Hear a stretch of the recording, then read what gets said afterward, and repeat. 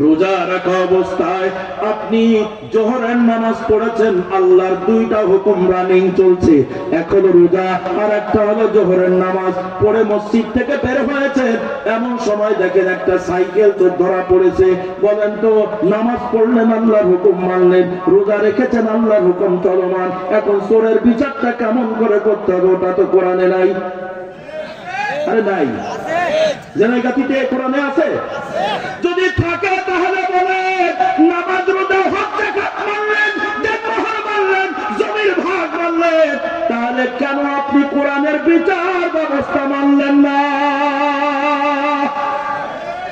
বিয়ে করার সময় দেনমোহর মানলেন, কিন্তু দেনমোহর দ্বারা মানল না। এইটার জিনা বেবিচারের বিচারটা কেমন করে করতে হবে? এটা কোরআনে আছে না নাই? তাহলে কোরআনের একটা পাঠ দেনমোহর মানলাম, যারা দেনমোহর মানে না তারা হলো জিনা বেবিচারকারী।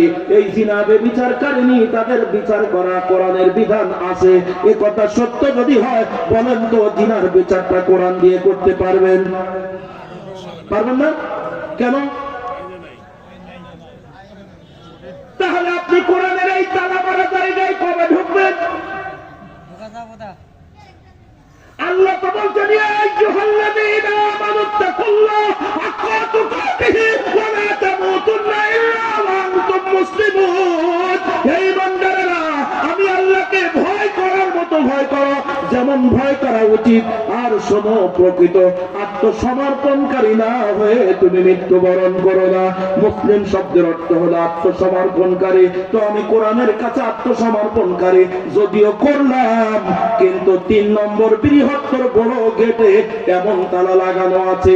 আল্লাহর আইনগুলো, বিচার ব্যবস্থাগুলো, সমাজ ব্যবস্থা, রাষ্ট্রীয় ব্যবস্থা কোরআন দিয়ে চলানোর কথা, সেটা আমরা কোনোদিন মানতে পারলাম না।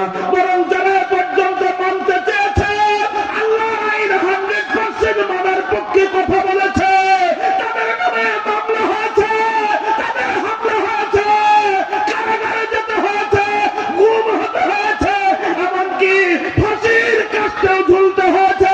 একটু কথা বলেন, ঠিক তবে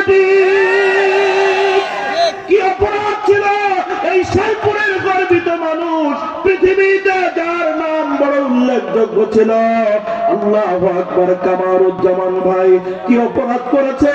নির্দোষ একটা নিষ্পাপ মানুষকে কোন কারণে ফাঁসির কাষ্ঠে ঝুলানো হলো?